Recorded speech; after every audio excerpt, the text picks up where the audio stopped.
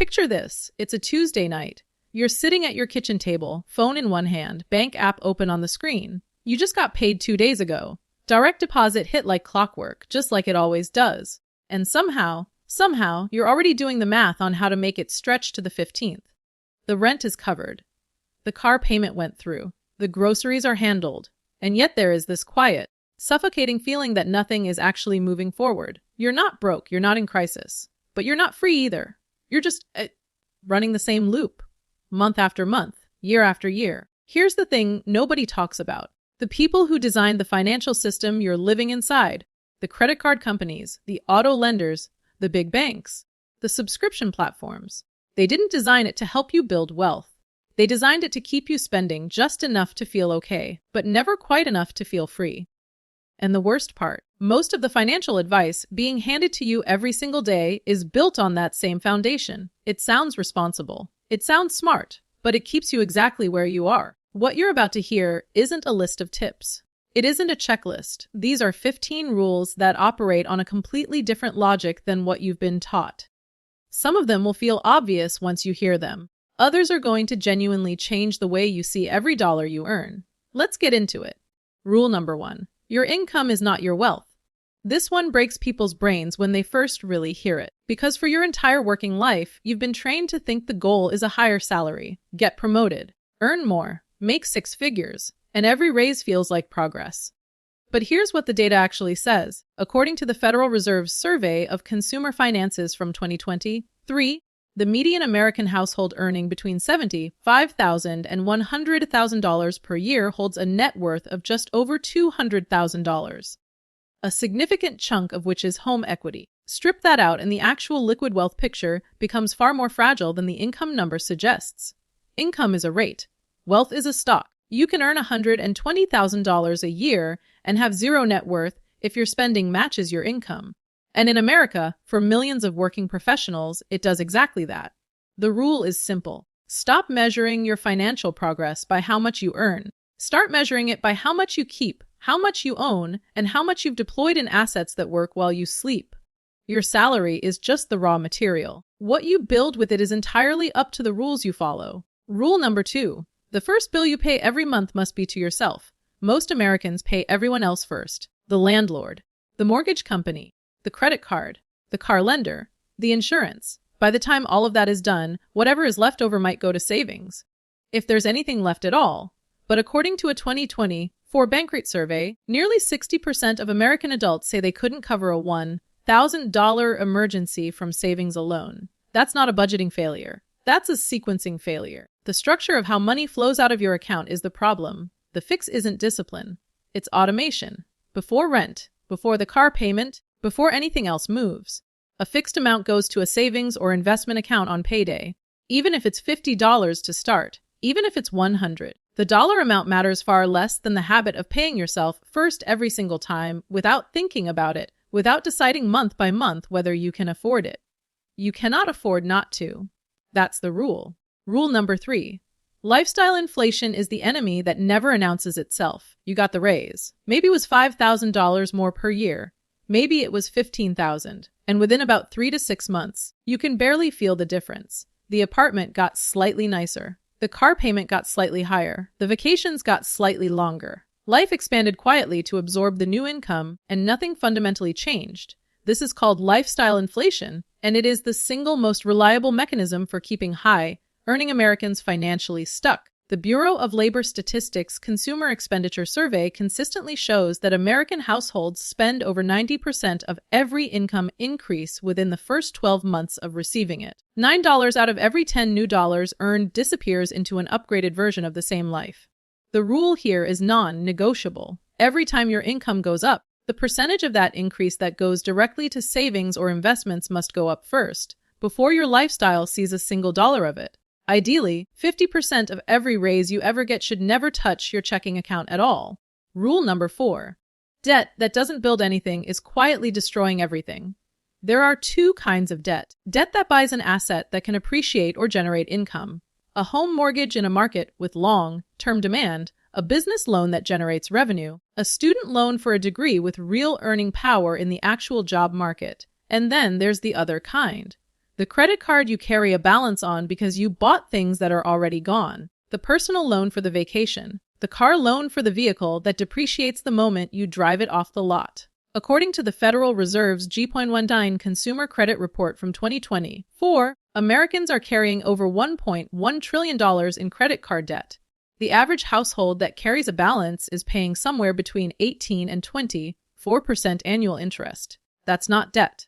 That's a leak in the floor of your financial house, and it runs every single day whether you think about it or not. The rule is this: consumer debt is not a tool. It is a tax on your future self paid to your past self's impulses. Eliminate it with the same urgency you would apply to a house fire. Rule number 5. Your emergency fund is not optional. It is your freedom. People treat the emergency fund like a nice to have, a box to check on a financial planning worksheet. 3 months of expenses, 6 months of expenses, whatever the articles say. But here's what an emergency fund actually is. It is the difference between a problem and a catastrophe.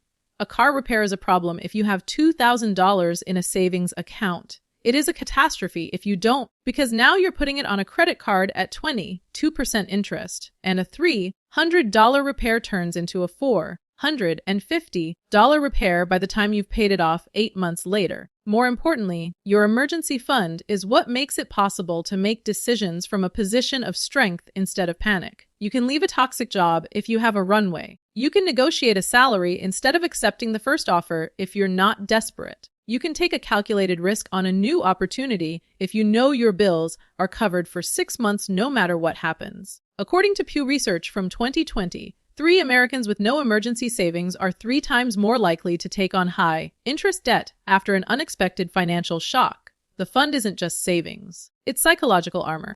Rule number 6. Compound interest is either working for you or working against you. There is no neutral ground. Einstein may or may not have called compound interest the 8th wonder of the world. Whether he said it or not doesn't matter. The math is undeniable. A 25-year-old who puts $200 a month into an index fund averaging 7% annual returns will have approximately $525,000 at age 65. A 35-year-old who does the exact same thing will have approximately $240,000. Same money, same rate, same behavior. The 10-year difference costs $285,000. But compound interest doesn't only work in your favor. When you carry a credit card balance at 20% interest, the bank is collecting compound interest from you every single month. When you finance a car at 8% for 72 months, you're paying compound interest. Every dollar of consumer debt you carry is someone else running the compounding math against you. The rule is brutally simple. Get compound interest working for you as early and as aggressively as possible, and stop feeding it to everyone else. Rule number 7. The house you live in is not an investment. This is the one that's going to make some people angry. And that's fine. The idea that your primary residence is your most important investment is one of the most widespread pieces of financial mythology in American culture. And for millions of middle-class families, it has quietly trapped them. Here's the distinction. An investment generates cash flow or appreciates and can be liquidated without disrupting your life. Your primary home does neither cleanly. According to research from Yale economist Robert Shiller, after adjusting for inflation, U.S. home prices grew at an average of just under 1% per year over the 100-year period from 1915 to 2015. 1%. Meanwhile, homeowners pay property taxes, maintenance costs averaging 1 to 2% of home value annually, insurance, HOA fees where applicable, and interest, often for 30 years. The home you live in is a place to build a life and stabilize your housing costs. It is a liability that sometimes appreciates. It is not a portfolio. Stop counting it as your primary retirement plan.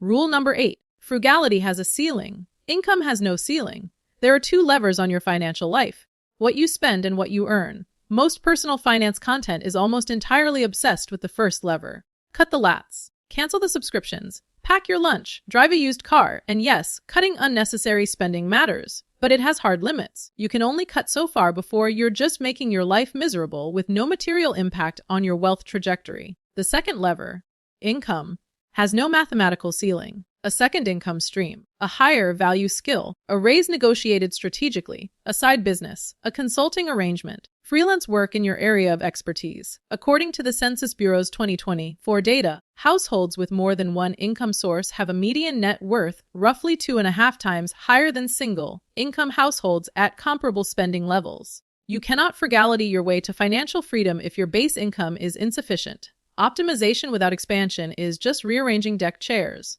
Both levers must move. Rule number 9. Every dollar should have a job before it arrives. Most people manage money reactively. The paycheck hits. Urgent bills get paid. Discretionary spending happens as life demands it. Whatever's left over at the end of the month gets saved or spent on something impulsive.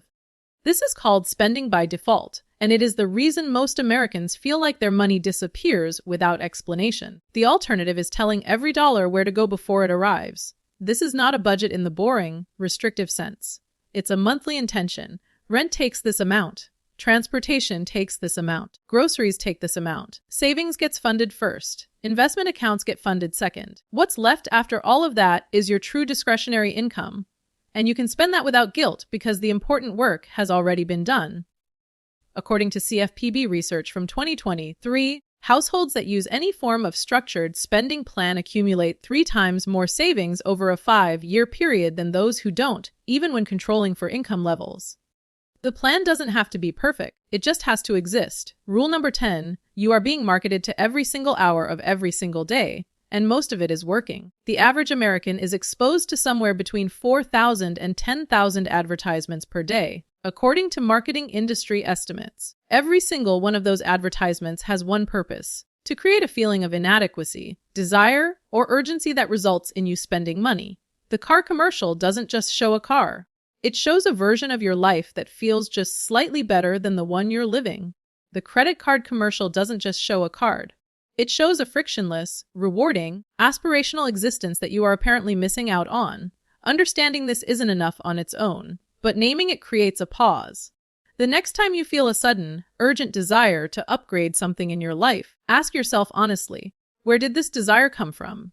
Did you have it 3 days ago? Or did something you saw create it?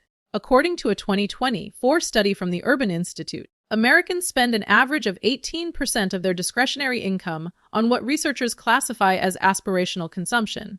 Purchases driven by social comparison and marketing exposure rather than genuine personal need. That's nearly $1.05 going toward things that were invented for you by people trying to separate you from your money. Rule number 11.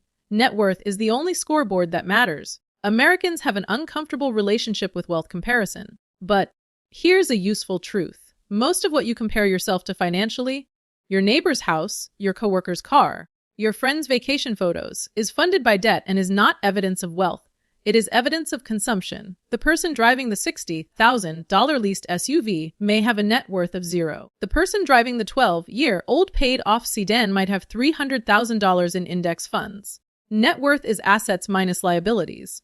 What you own minus what you owe. According to the Federal Reserve's 2023 data, the median net worth of Americans aged 35 to 44 is approximately $135,000. For those 45 to 54, it rises to approximately $247,000. These are the medians. The people exceeding them aren't necessarily earning more.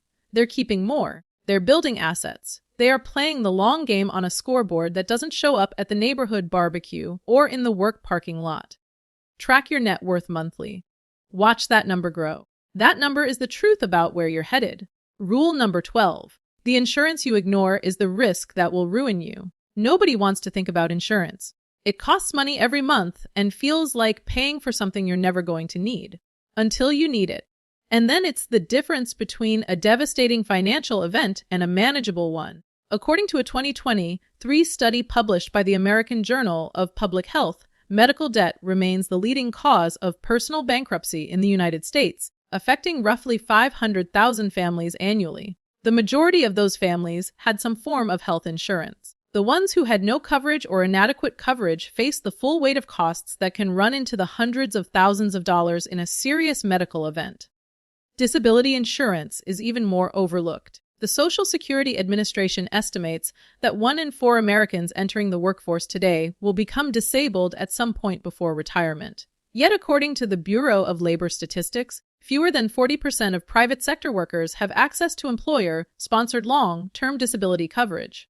And even fewer have supplemental individual coverage. You insure your car. You insure your phone. You spend hundreds a year making sure your stuff is protected. The rule is this. Your ability to earn income is your single greatest financial asset. Protect it like one. Rule number 13. Time in the market beats timing the market. Every single time. Every decade, a version of the same story repeats itself. Markets get volatile. A crisis hits. Headlines scream. People pull their money out to avoid the losses, fully intending to get back in when things stabilize. And then the market recovers. Often sharply and quickly. And those who left miss the recovery entirely. According to a Fidelity study analyzing investor returns over a 20-year period ending in 2023, investors who tried to time the market and missed just the 10 best trading days of that entire period ended up with roughly 50% less money than those who simply stayed invested the whole time. 10 days out of over 5,000. That's how fragile market timing is as a strategy. The market has survived every recession in American history, every financial crisis, every war, every pandemic. It has never permanently declined over a 20-year investment horizon. The most powerful thing a working American can do with a long investment timeline is start as early as possible. Invest consistently regardless of what the market is doing on any given Tuesday, and leave it alone. Time does the work that prediction never can. Rule number 14. Your relationship with money is the root of everything else. This one doesn't get talked about in enough financial content, and it should, because your behavior around money, your spending patterns, your saving habits, your relationship with financial risk, your emotional response to debt, all of that was shaped before you ever had a job. It was shaped by watching your parents handle money or avoid handling it, by the financial environment you grew up inside, by whether money in your household felt like security or scarcity or shame. According to research from the Financial Therapy Association, people whose parents expressed anxiety about money are significantly more likely to experience financial avoidance behaviors as adults, which includes not checking bank balances, not looking at credit card statements, not engaging with financial planning at all. Financial avoidance costs real money. It leads to missed billing errors, unnecessary late fees, overlooked subscription charges, and investment accounts that go unmonitored for years. Understanding why you do what you do with money is not soft self-help content. It is a practical financial skill. You cannot change behavior you haven't examined. Rule number 15. Financial freedom is not about being rich. It is about having enough options to stop making fear-based decisions. This is the thing that gets lost in almost every conversation about money. Freedom is not a number. It is a feeling. And it comes not from having a certain amount of money, but from having enough that fear stops driving your choices. Enough that you can say no to a job that's slowly destroying you. Enough that you can handle an unexpected expense without it derailing your entire month. Enough that you can take a chance on something that matters to you without betting your entire stability on the outcome. According to Vanguard research from 2024, households with 6 months or more of liquid emergency savings report significantly higher life satisfaction scores, lower stress indicators, and greater overall sense of personal autonomy, even when controlling for total income. The money isn't buying them things, it's buying them choices. And choices, the ability to say yes to your actual life and no to the pressures that don't serve you. That is what financial freedom has always been made of. So here's the truth underneath all 15 of these rules. The financial system you're operating inside was not designed with your freedom as the goal. It was designed to keep you in motion, productive, spending, borrowing, working, right up until retirement. If you make it that far, every single one of these rules is a direct act of resistance against that design. Not dramatic, headline-grabbing resistance. Just quiet, consistent, month-by-month insistence that your financial life belongs to you and moves toward something you actually chose. You don't have to follow all 15 perfectly. You don't have to overhaul your entire financial life this week. But pick the one that hit hardest. Pick the one that made you feel a flash of recognition, or discomfort, or clarity. Start there. Because the most dangerous thing you can do for your financial future is keep doing exactly what you're doing and expect a different result. Money follows direction. And the only person who gets to set that direction is you. The people who end up financially free didn't stumble into it.